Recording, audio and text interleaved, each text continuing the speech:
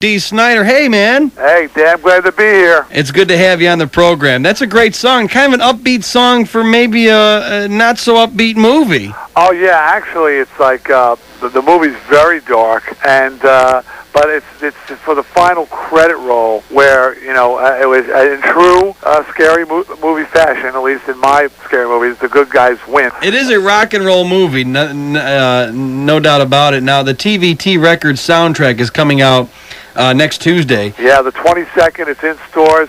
I mean, this is a sampler for the new wave of metal out there. I mean, quite honestly, the Twisted track is sort of odd man out on there. I mean, it's, you know, when I got with Twisted and we decided to reunite for this song, you know, I said, look, you know, the band should be what it is, and it shouldn't try to be, you know, Alice in Chains meets Romps. Right. I mean, if you're Twisted, do what you do best. So, you know, I wrote Heroes Are Hard to Find, which is, you know, as you can hear, full-on, fist in the air, power chords, sing-along anthem, you know? And that's what Twisted Sister is known for. Yeah, but the rest of the soundtrack, well, you got some great bands like Megadeth, Pantera, Anthrax, Marilyn Manson on there, but new bands like Seven Dust, Cold Chamber, Head PE, Snot. You gotta love any band that calls themselves Snot. I got Bile and Snot. I got 2 bodily functions on there.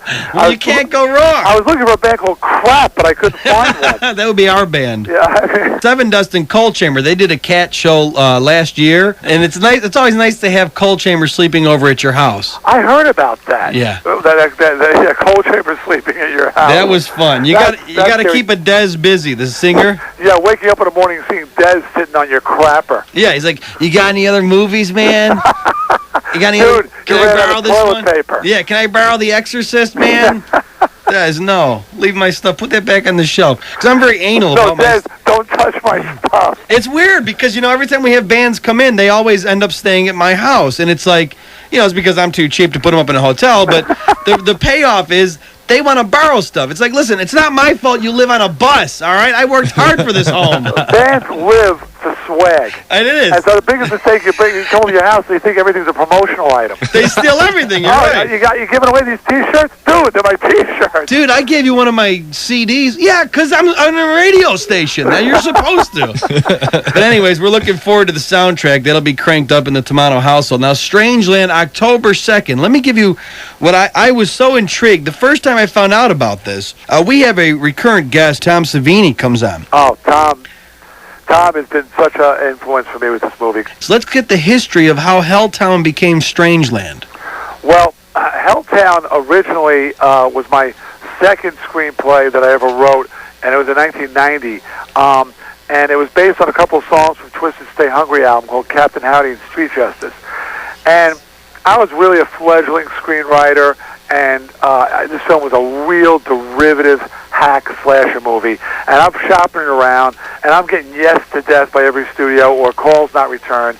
And Savini, being one of the few honorable people in the business, actually sat me down and said, look, D, it sucks. But he said, it sucks, and let me tell you why it sucks. And believe me, I was never offended because he said it with, you know, he was trying to help me. He said, you're passionate about this, but this is what's wrong, man. And he just basically told me, I'm biting off of every existing slasher film out there. I got to reinvent the animal. This thing's done to death. He said, go back to the drawing board, start over. And, you know, with this in hand and realizing that what he was telling me the truth, I shelved that script.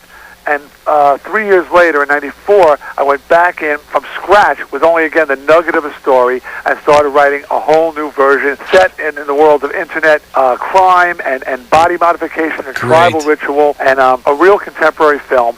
And a highlight for me is when I sent this script to Savini. He was the first person I sent it to, and I still got the answering machine tape. I come home, message, and this is the message. D, Tom, creepy, man. Real creepy. There you go. I was like, yes, yeah, you got it. But it's creepy. You've got the stamp of approval. And this dude doesn't get creeped out. Cool. Yeah, he's been creepy for a long time. To make him creeped out is an honor. And so then I knew I was really onto something. And I was hoping that Tom and I would get a chance to work, but scheduling didn't work out. Tom wound up doing the From Dusk Till Dawn thing, which took him away. And because this has been in development over with the Shooting Gallery for a couple of years now, and actually, just to enhance Tom's image, he kind of hurt himself a little bit in one of the first meetings with my studio, when he suddenly whipped out these huge knives out of his briefcase and started swinging around the room. And then he takes this knife and he's like swinging, and he literally scared the crap out of everybody. Nobody wanted to work with the guy. Yes. And I'm sitting there going, yeah, knives, yeah. and I'm the only one cheering. And I found out, like months and months later, well, Dee really kind of like creeped everybody out when he started swinging those knives around.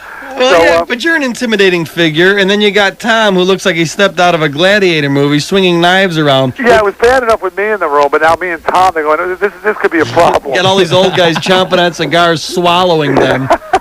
God, well, Dee Snyder, it's so cool to have you on. Now, the buzz on Strangeland is that it is very creepy. Let's get into the plot.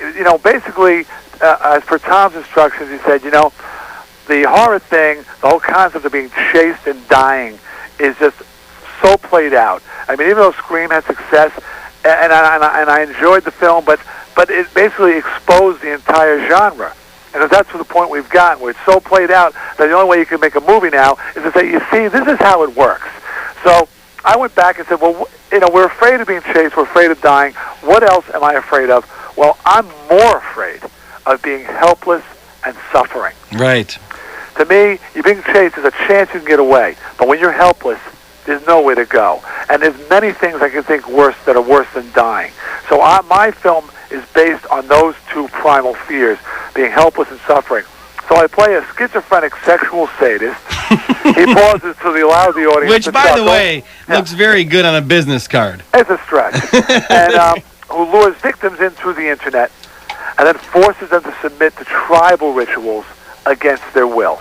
Wow. Nobody dies in my movie. Oh. Except one girl who has a heart attack, but she had a congenital heart defect, and I couldn't help it. She got freaked out. Everybody suffers, and the first thing I do to my victims is sew their mouths shut so they can't scream.